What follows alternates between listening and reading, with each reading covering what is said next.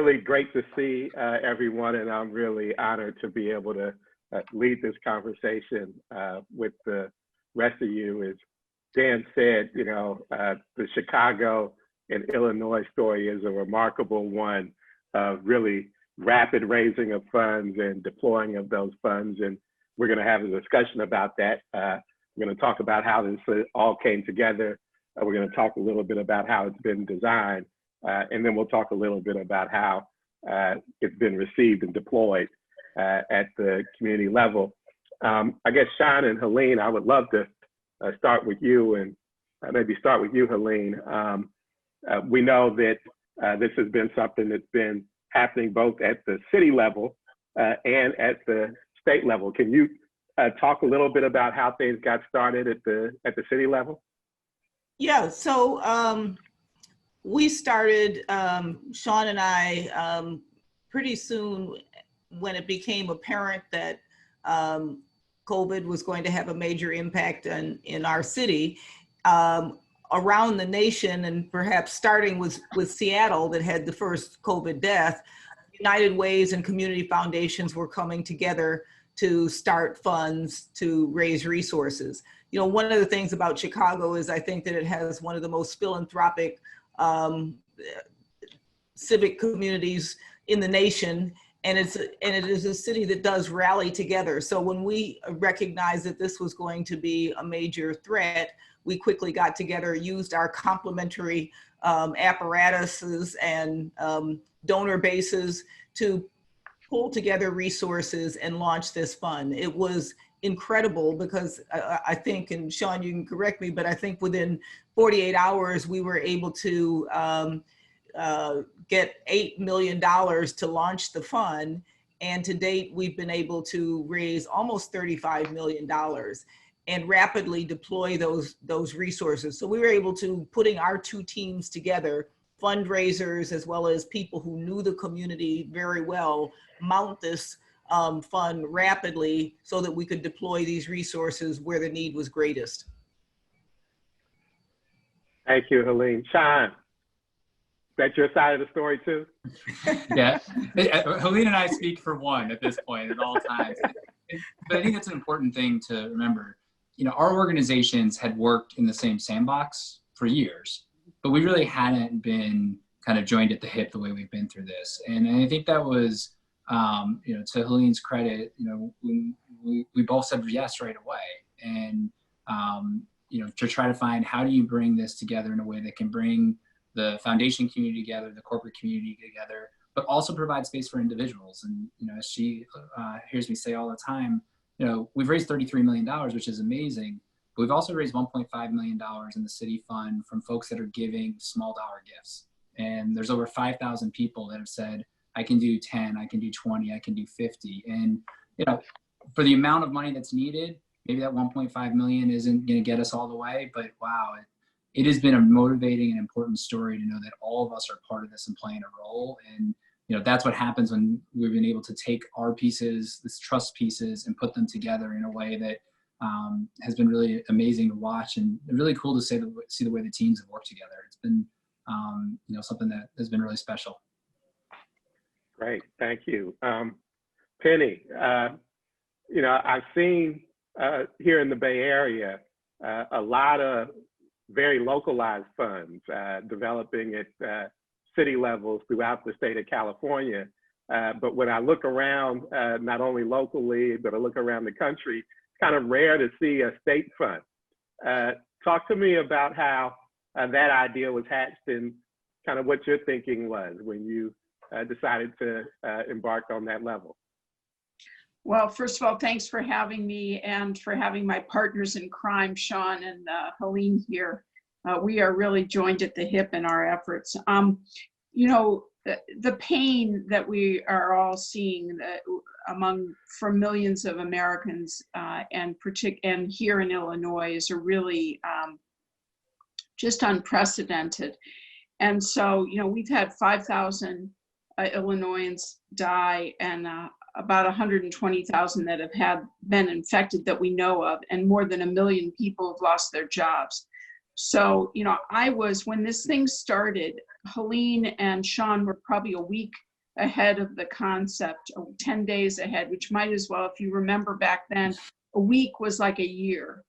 Every day was massive change in terms of what was going on. And so I seeing the desperation, seeing the food line, seeing people showing up at food pantries, whether it was in Colesville or Graniteville or Rockford, you know, the gaps in the safety net were just becoming incredibly obvious. And so I really wanted to do something to help and had no idea. We were supportive of the city fund. We were part of the original funding of that. But what happened was my brother, the governor, called me on a Tuesday or Wednesday, I think a Wednesday night, about 9 o'clock, and said, I want to do a state fund. I want you to lead it. And, you know, it's hard when your younger brother calls you and says, will you help me out, to say, oh, I'm sorry, I'm too busy. But more importantly, it was like, it was music to my ears. How could I be useful? How could I be helpful? So I asked him, was there a plan? And he said, no, you're going to have to figure it out. And, you know, we got started with a focus. He said, the only thing I want to do is I want to make sure we focus on basic needs. And that was really the beginning of the state fund. And, you know, we've been fortunate to raise over $30 million like the city fund. We have, I think, about 3,000 plus small donations. And every one of them has been an important vote of support of the work that we're doing. And we've been able to help about 800 organizations across the state. But you raise a really important point, Fred, which is, I have to tell you, I came at this with enormous humility. I didn't know our state. I didn't know the specifics of it, you know, whether it's East St. Louis or Champaign or Rockford or Cairo, you know, and the issues in each of these communities. And I could go on into the over 120 counties in our state. I didn't really know much about that. So you had to come at this with a lot of humility. On top of it, we did not have the benefit of a United Way and a community trust of the state with the kind of infrastructure that Helene and Sean have. And in fact, I learned quickly that the United Way of the state was really a, you know, part of the United Way of Chicago. I mean, it was a branch of that. And so without Helene and Sean, we don't exist, because they really have provided the backbone for us. Sean in all the digital support that's required, and Helene in all of the administrative capacity to be able to make this happen. We put together our own grant making working groups and things like that. And to be honest, you know, Sean and Helene really, they set the structure for the city. And I did what any smart person does when you see a good thing. I copied it. And, you know, pure plagiarism, and I'm guilty. I copied what they had set up. And, you know, and that allowed us to go from an idea to announcing our first $16 million in 2.5 weeks. Yeah. So Penny, let me ask you a follow-up question kind of related to what you talked about in terms of the challenge of doing this at a statewide level. You kind of mentioned kind of the state's not monolithic. You know, you have urban, rural, you have places that have a lot of infrastructure, places that don't have a lot of infrastructure, places that are high need, places that aren't so much high need. How did you all kind of, and I guess this is for all three of you all, how did you kind of figure out geographically within the state how you were going to move the money? Well, the good news is the money is that Sean and Helene had set up the city fund to focus on the city and the collar counties. And so we said, okay, we're going to not exclude those, but not emphasize those. And we've had enormous coordination between the two funds, not just from an administrative and backbone standpoint, but also from the standpoint of how we're going to fund things, so that we're trying not to be duplicative. We're trying to be coordinated. And I will tell you, one thing about a crisis is kind of a lot of formality goes by the wayside. And instead you're on the phone, you're talking, you're trying to solve problems right then and there. And it doesn't become a whole process thing. It becomes, how do we get food into food boxes and diapers into the hands of the people who are suffering right now? What are we going to do? And how do we make sure that we've covered the geographies? And so there was a ton of coordination, and we share ideas. We're working on a project now around broadband. We are leaning on each other to figure out, because that's a huge challenge, access to broadband, both rurally, which is, falls under the state. But what we've learned is 1 in 4 school kids in Chicago doesn't have access to broadband because the libraries and the schools are closed. So, we're on the, it's daily, it's hourly, the coordination that's going on, and it's at every level. But it would not be possible to do the state without Sean and Helene stepping up and saying, you know what, we'll support you. And we've been solving problems for each other, but frankly, they've been a big part of helping us get up and operating, and also helping us think through how do we get the expertise. Great, thank you. As somebody who's running a community foundation out here in the Bay Area, Penny, you are so right. 10 days during that period felt like months or years. And, you all both raised money and deployed money at lightning speed. And I know for us, trying to do the same here in the Bay Area put tremendous strain on our institution. Can you talk, Helene and Sean, about kind of how you were able to provide the infrastructure and what that looked like to actually be able to bring these dollars in and deploy them at the speed with which you did it? I'll start. So, I think partly because this is so in our mission anyway, and I think for the United Way as well, we have made as a clear priority closing the racial and ethnic wealth gap. That's kind of our North Star as an organization. We knew that the communities that were economically vulnerable before this pandemic were going to continue to be economically vulnerable, and even more so as a result of this pandemic. So, in some ways we saw this as a natural outgrowth of the work that we do anyway. And, Sean can speak to a lot of the stuff that they do in the neighborhoods. I think it's very much the same. And so, what we were able to do, and I think the fact that we combined forces, meant that we were spreading out the work, if you will.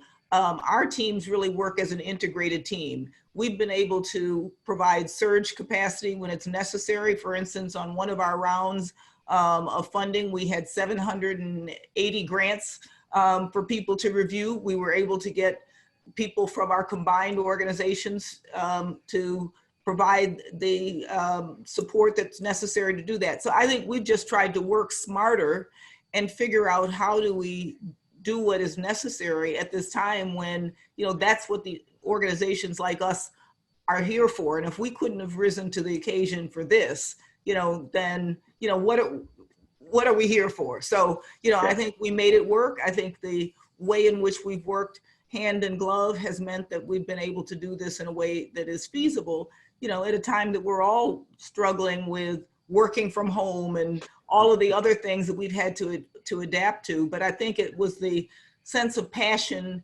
commitment, and mission that made it all come together. Yeah. Thanks, Helene. Go ahead, Sean.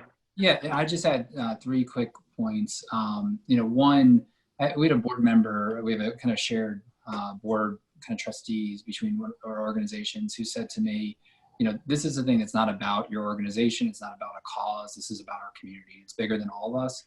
And I think that was really the guiding principle that, at the end of the day, just get it done and figure it out. And, to Helene's credit, her team's credit, like that's how they operated and that's how we operated. And that allowed our teams to kind of really form. But it was very clear that it is about our community. So I think that was, one really important part. Two, to Helene's point of, this is what our work was. You all are going to hear from Darnell Shields in a moment, who's one of our, amazing partners. They were already doing work in neighborhoods around our region and pivoting at the moment. And so for us to say we were in partnership with them, with Darnell and his team in Austin, and then not be able to move quickly would be just, it would be waste. It would be a waste of all the work we've done because, right before this, Darnell and I were together talking to a donor about a potential significant investment in the work that he's doing in Austin. Then 3 days later, we went into shutdown. And we weren't going to let the progress that had been made, that he has led for 7 years in Austin, to be stopped simply because COVID hit us, right? And so, that was critical. And then the last part I'd say is folks wanted this. I mean, the donor community wanted this. They wanted to be involved. And everyone's asking, how can we help? And, all we did was provide a vehicle for them to do that. And there was a lot of work we had to do behind it, but people wanted to help. And I think that was really motivating for us. Penny, I see you trying to get in here. Yeah. I want to build on something Sean said, which is exactly right. Nobody said no. Anybody we asked, whether we asked for pro bono help or we asked for money, nobody said no.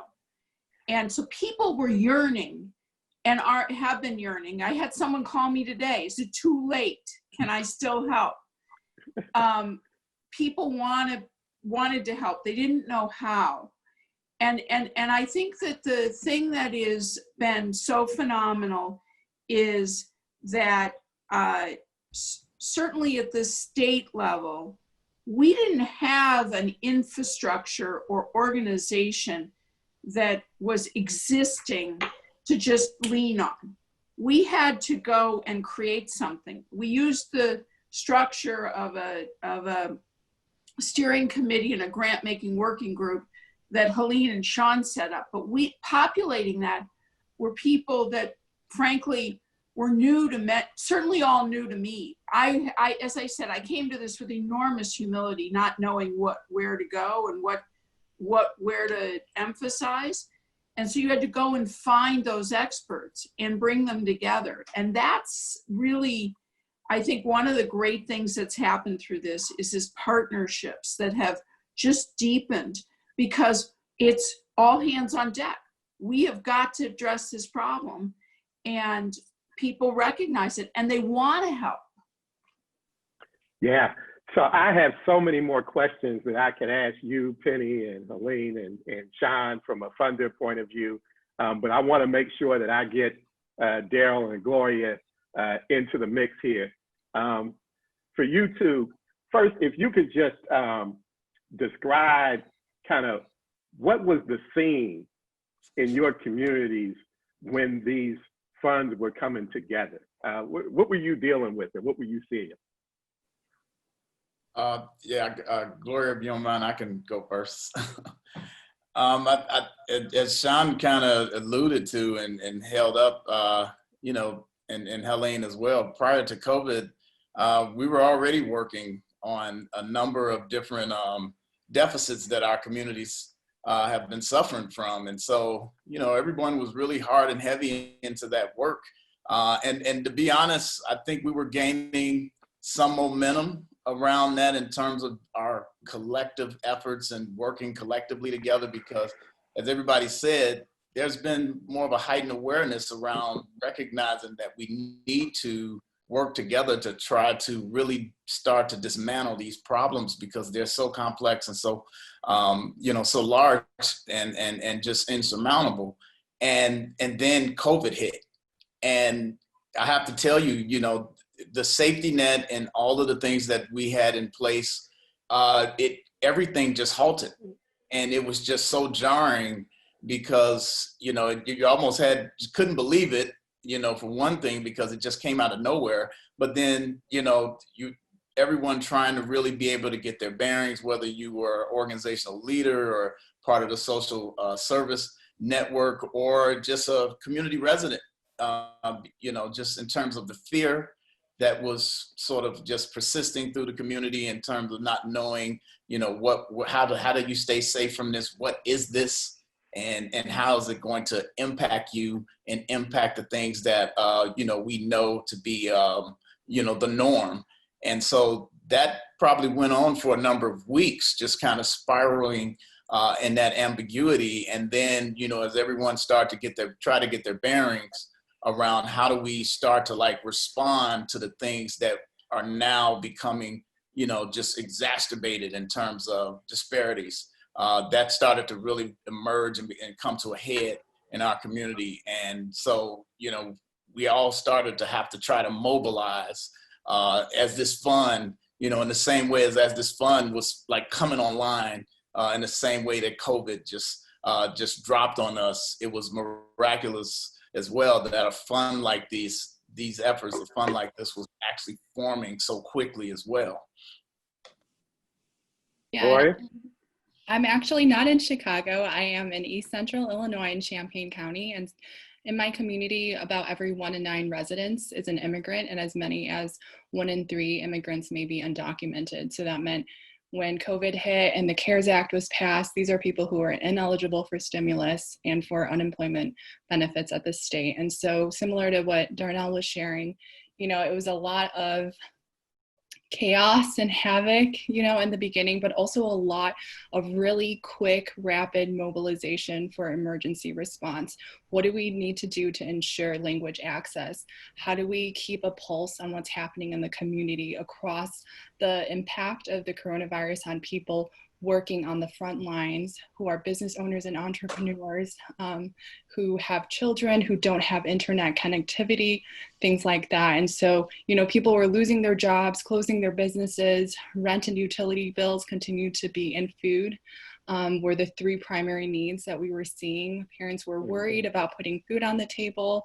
Their children couldn't learn because they didn't have internet connections. And even as Illinois is reopening now, people are making really difficult decisions between, am I going to put my customers or my family at risk, or am I potentially going to fall deeper into poverty? And so those are just kind of the multiple layers that we were dealing with in the initial and actually ongoing. and for both of you, what has the presence of these funds meant to you in terms of your ability to respond to the dynamics that you described? Honestly, they have been, it's been a saving grace to a certain sense, especially in Chicago and in Austin, when I think of, just how rapidly the pandemic just changed our whole landscape. And then to know that and have access to resources that were being put together just as fast. I think that was, everyone, really valued that and looked at that as something that gave us hope in light of all of that. For us, the funds really did help us organize the community in terms of like lessening the impact of the pandemic in the Austin community, because one of the things that had become very apparent is that a lot of the disparities that the African Americans, which is primarily the resident base in the Austin community, had really been exacerbated in terms of those issues around health and just all of the inequities that we've historically had to deal with. And so, COVID really started to reveal that the vulnerability that we've had is really putting us in a situation to be at risk. And so having access to those funds allowed us to be able to do a lot more additional things in terms of communications, advocacy, resource development, and deployment to make sure that information was getting out to the community residents in a more unified manner so that folks can know how to stay safe. In terms of testing, initially, I think we had 1 testing site in the community, and because of all of the joint advocacy, we were able to help the city and the state and others bring on 5 more testing sites so that we can now help to level set everyone and make sure that everyone's getting addressed, in addition to a number of different distributions around resources for food, distant learning, computers, financial assistance, housing. And so, all of that was sparked by, having access to those resources through the fund. Well, I would love to have you respond to that. And then I'm going to ask a few questions to get everybody kind of engaged here, but go ahead. Sure. Similarly, it's made such a critical and meaningful difference in just helping us to address economic insecurity, to reduce anxiety for families, and to just overall maintain public health. And between the fund and our own local efforts, we raised a total of $150,000 to date, which, as Sean was saying, people really want to help. They see gross injustice and systemic inequality sometime for the first time, and are really putting their dollars to work, whether it's $5 or $1,000, but every bit is making a difference. And locally, we've been able to use the state funds to provide direct financial assistance to almost 400 individuals and over 100 households. So that's been really incredible, especially because 88% of our recipients have been ineligible for all of those $1,200 checks that most people got in April. They didn't see any of that, but they had, less, if any, savings in the bank, and many of them were also laid off or had reduced hours at work. So it's made such a big difference, and we're so thankful for the latewide mobilization. Thank you. So, for everybody, I want to enter the conversation about race. Darnell, you mentioned how the way that COVID has rolled out and been impacting the community in Chicago, and it's not just in Chicago, it's across the country, has really exposed some of the inequities in our systems, and seen disproportionate impact on Black and Brown populations, as well as Indigenous as well. And, all of that, I think, has implications for how we design these funds that we roll out, how we utilize those funds. And not only that, in the middle of all this, we had the murder of George Floyd, the unrest that followed. How are you all dealing with the issue of race in all the work that you're doing right now? Both talk about it in terms of the design of the fund, but I'd also love to hear from you, Gloria, you, Darnell, also about just kind of what's it like on the ground? I'll just say, for us, it's been front and center from the very beginning. As I mentioned earlier, we knew, although this was a public health crisis, that the ramifications were also going to be economic because of what we needed to do to control the pandemic, and that we had to shut down our economies. And that meant that people who were already living with financial insecurity were going to be hit more. And we know, in the Chicago context, that meant primarily Black and Brown communities, not exclusively, obviously, but that was where the impact was going to be greatest. 2/3 of Black and Latinx families in Chicago are liquid asset poor. In other words, if they miss 1 or 2 paychecks, they would be plunged into poverty. So they're living on the edge, and we knew that. And so, from the very beginning, we designed our process so that we could make sure that we were getting dollars and resources out to communities that we knew were going to be economically hard hit. And that was before we started getting the COVID data itself that confirmed that. The epidemic was also hitting African-American community hard, and subsequently, largely because of the employment circumstances and housing circumstances of our Latinx population, those cases have really risen. And so we know that both Latinx and African-American populations disproportionately impacted by the health aspects of COVID, but also, by the underlying economic inequality. We work very closely with our community partners to think about where were the neighborhoods, what were the organizations, so that we were making sure we were targeting resources to organizations that serve communities, but also the most impacted community, but also importantly, organizations that were run by people of color, because we felt that that was also equally important.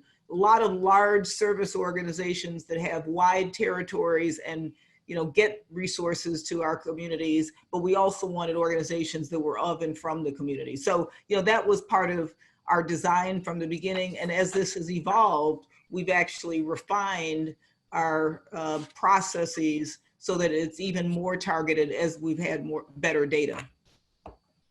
Thank you. I would say at the state level, you know, our leadership has been very focused on the issue of equity from the beginning. And as Helene said, you know, you sort of started out blind in the sense that we didn't have a lot of data, and it took several weeks to really begin to get data. But we also knew that where the most vulnerable populations were from a social safety net and an equity and opportunity situation. So because we're a statewide fund, we took two lenses towards the issue of equity. One, to ensure that we had an equitable approach in our grant making. The first was towards geographies, and the second was towards the populations hardest hit by COVID. And we provided funding to every county in the state.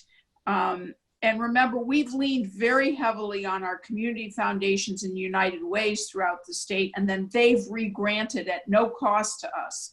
So that we're trying to get really deep into each community as opposed to sitting wherever each of us sits in different parts of the state and saying we know best. The second is that we did a really, as best as we could, tried to understand the data of how hard hit which communities were. And really there were 5 major populations that we saw across the state that were being hit very hard. The African-American community, the Latinx community, which we've talked about, but also the undocumented community that Gloria talked about is really suffering. And that is a priority of ours. Seniors. Seniors have borne the biggest brunt, and the rural poor. And so our priority is a little set of priorities, a little different than the city as it should be because of the populations that we're dealing with. But we've tried very hard to make sure that our most vulnerable populations are getting allocations that exceed, let's call it their percentage of the population, if you will. So we track these data as well. And I would just say, you know, we also focused on elderly and undocumented in a lot of the work we did. I was really, because we did cover the whole gamut of those who were most at risk. I was really responding to the specific issue around race, but yes, you know, I think, and I think, you know, the point about the undocumented particularly, which somewhat overlaps with the Latinx population, but also some of the African diaspora populations, because they were not able to get access to some of the CARES dollars. You know, we put a high priority on undocumented, and particularly, as Gloria talked about, getting cash into people's hands so that they could pay their bills. Yeah, we have about 16 million people in Illinois, and we have about 500,000 of which are undocumented. So it's an important sector of our community that needs our attention. Yeah, honestly, at an agency level, it's been really hard. So our community, immigrants in our community come from 115 countries around the world, and our agency primarily works with immigrants from Mexico, asylum seekers from Central America, a lot of immigrants of different statuses from the Congo, and lots of Asian immigrants as well. And so, you know, with the murder of George Floyd and what's been happening with the pandemic, there's been some solidarity, but there is also ongoing isolation between the different immigrant communities, and also ongoing racial divides. And so I think that, you know, we have our work cut out for us, just not even as an agency, but just in the immigrant justice movement as a whole, to figure out how we're going to be addressing anti-Blackness in immigrant communities as we try to raise our voices together to drive changes to the inequitable structures that are clearly affecting multiple communities of color. Thank you, Gloria. Yeah, Darnell, it looks like you wanted to get in there.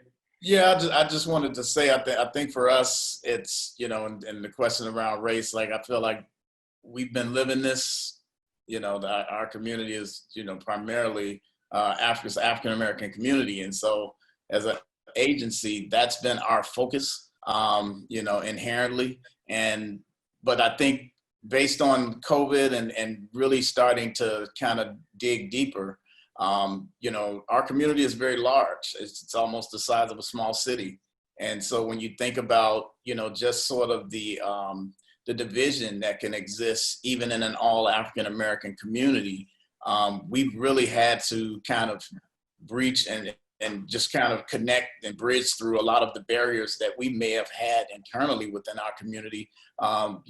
Just going through this pandemic, a lot of this has brought us closer together as a people within our community, especially looking at how do we prioritize those of us in our community, African Americans, that are highest at risk, right? We looked a lot more at our seniors. We looked a lot more to serve those families that have young children that are, experiencing a lot of the issues in terms of how the education system and access to education and everything has been impacted. And so, and also, around with food and all of those things. And so we really looked internal within our community and became very insular around that to be more unified, I think, through this whole process. And then sort of externally, really being more open to understanding, where our brown brothers and sisters are also being impacted, and other races as well. And because, COVID doesn't discriminate. That was the thing that, everyone had to recognize and have some sensitivity around as well. But in terms of, it's interesting how we've lived this whole moment around race and this awareness around the disparities that we've had recently through COVID and through all of the, the very explicit racism that we witnessed with George Floyd. We've seen in a very short period of time just a huge escalation in the and the shock waves and the impact of the consequences of these inequities with African Americans. And so it's just been a lot to process in a very short period of time, and it's been riveting, not just for African Americans, for Blacks. I think it's been riveting for everyone, and to see and witness just how things have escalated from one level to another within just a few short months. Yeah. So Gloria, one question that I've got coming in. Oh, I'm sorry, Sean, go ahead. Yeah, I just want to just real quick, just also lift up one of the things that I think Darnell and so many other the community leaders, I'll speak just in the Chicago context because I've been closer to that, have done, is not only have they been responding to needs throughout Black and brown communities, they've also been working and advocating and achieving ability to have more voice at the table. And I think that's something that, when we think about the work that's being done, like, I'm grateful for the dollars that have allowed to be able to get dollars out in community, but all that is helping us do is to make sure that folks are getting basic needs met. The work that Darnell and his team are doing to make sure that those voices are part of the decision-making structure as we move forward, I think is critically important. And not just at the philanthropic level, at the city level, at the county level, the state level. They've really done a remarkable job, and that's hard to do. It's hard to focus on what's directly in front of you, which they have to do, because that's what they're doing to make sure their community is having their needs met, but also being able to think about what those longer term and structural challenges are. And, I don't know if Darnell sleeps, I don't know if his partners who are doing this work sleep, but they have been advocating and pushing hard both on the direct service and the systemic side every single day. And, it's something that I don't know if our fund had necessarily anything to do with that, but it's something that partnership is what we're really proud of. And, I'm just grateful for his friendship and his work, for all that he and others have done on that front. Thank you, Sean. Got a question. I guess I'll start with you, Gloria, on this one. The question relates to the challenges in terms of being responsive to the kind relief needs associated with the undocumented population. We know that a lot of the more official federal relief actually bypassed that community. And we also know that there are all these kind of hoops that folks have to jump through around, income documentation and all that kind of stuff. How have you, just at a kind of nuts and bolts level, been responding to the challenge and trying to meet the needs of this community? Sure. So the easier part and the easier end has been the funds that we've gotten through the state fund, because we already have relationships with many of the families that have reached out to us. And so our caseworkers put them through a multilingual online application process. Then they screen and follow up with them and just figure out what exactly their needs are, what has happened to their families, how they've been impacted by COVID. And then we just cut a check as an agency on a weekly basis to different families. The greater challenge has been working in coordination with our partners like the Regional Planning Commission or the townships to make sure that undocumented communities are included in, for example, their community services block grant, additional emergency funding from CARES or community development block grant funds. And so that has been more challenging because even though they've been able to be inclusive of undocumented communities, they have much more stringent documentation requirements, right? We need leases from landlords, we need income verification, all sorts of different things. And that has been a real challenge because of the digital divide for one, because of language barriers for another. And so it is a very long and drawn out process. And so in many ways, the state fund has allowed us to essentially provide bridge grants before people are able to get additional assistance locally. And I think that's been a great point of education for our partners locally to understand who exactly has been left out all along in the programs, and that they can actually build them in ways that don't jeopardize people's future pathways to citizenship. Yeah, Corey, I want to stick with you for a second. There's a point that you made about kind of working with local county jurisdictions and government. One of the things that we've seen is some really innovative partnerships between cities, counties, nonprofits, and philanthropic institutions. And for me, before coming to philanthropy, I was a bureaucrat in Oakland and in San Francisco. So I'm both heartened to see those partnerships, but also painfully aware of how hard it is sometimes to work with the city. Can you all talk a little bit about kind of the public-private partnerships that have come together around this work? Yeah, so I think a lot of it was because we've been building this work for about 3 years now and making sure that our work is cross-sector. And so we've had, from the beginning of our Welcome Center, people from different sectors at the table. And so they knew a little bit and kind of were ready to jump in when all of this started. And I'll say that if you look at a map of Illinois, you have Chicago in blue up top, then you might see a sea of red, but in East Central Illinois, there is another blue dot. And we live in a relatively progressive community, and that has enabled us to have channels of access and leverage when we're talking to our mayors, when we're working with the public health department. People have been incredibly open and working in coalition together with us to expand language access to critical information, to help information, to information and resources, not just to financial assistance. But I'll say that we've also found that we've had to be very, very loud, and that it's required, I think as with everyone here, the hyperextension of staff, because you can't be loud if you don't have data. And if there's no one to collect and show that data and lift it up really clearly, then, you're not going to get the response. And so something that we've actually expanded into during this time is trying to elevate the unique challenges that immigrant business owners and entrepreneurs are facing, again, across different legal statuses, as they are navigating this as well. So that has been, I think, also promising, and I think has kind of started to pave the way for what's going to be the really important part, the post-Band-Aid, the post-emergency relief, but the long-term recovery and changes that we're going to be looking for as our community. Thank you, Gloria. Anything that anybody else wants to add on the partnership with local government? Yeah, Okay. I'll just add, I know we have, and goes back to the point that Sean was making about sort of this moment where there's been much more recognition.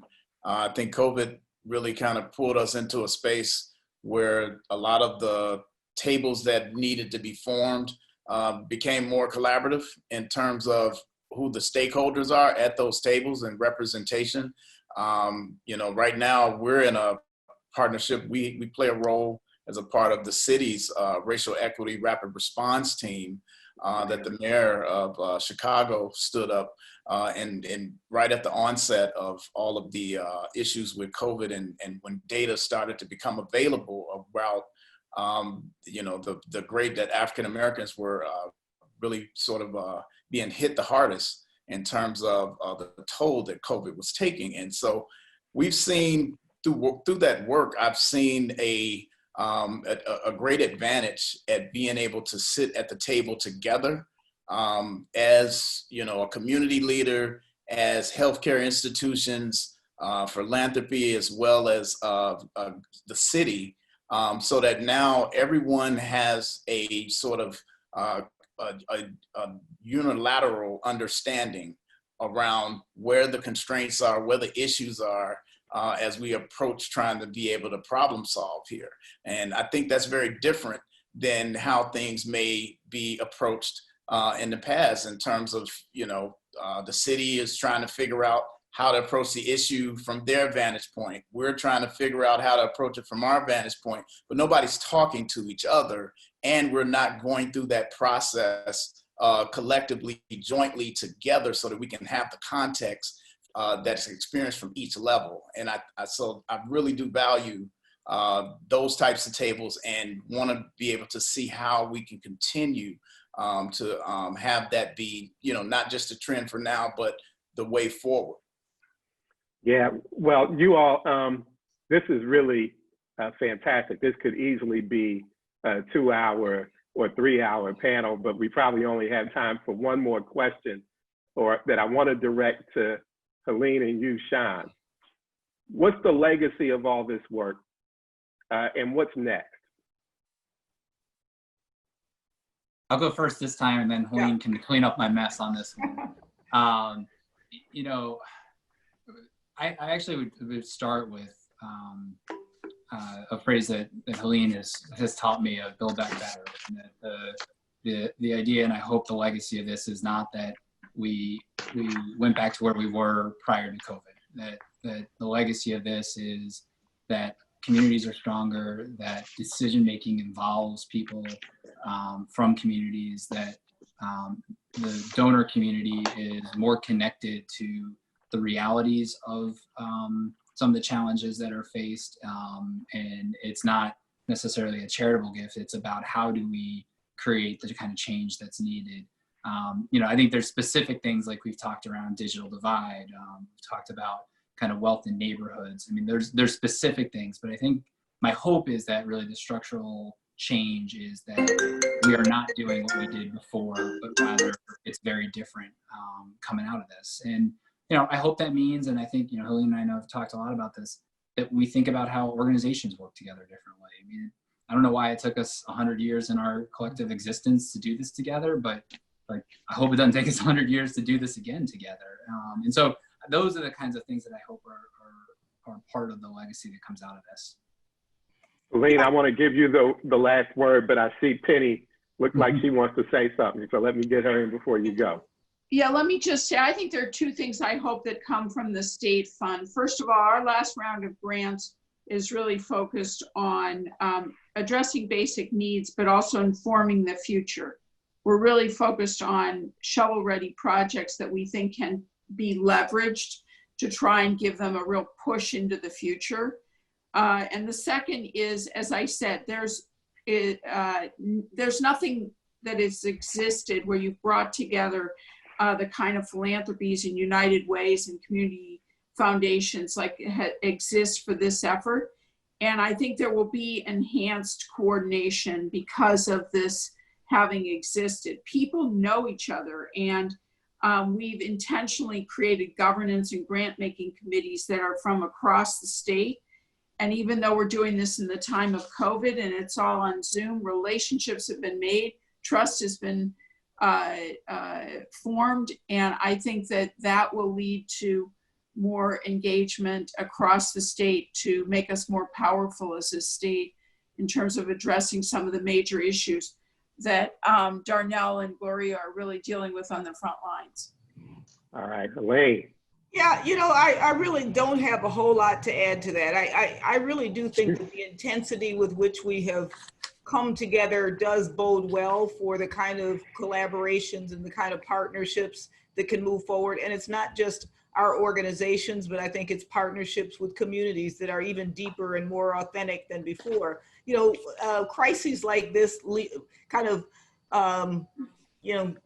make us all more vulnerable in some ways, which means, we're often more willing to enter into community and partnership in ways that perhaps we didn't before.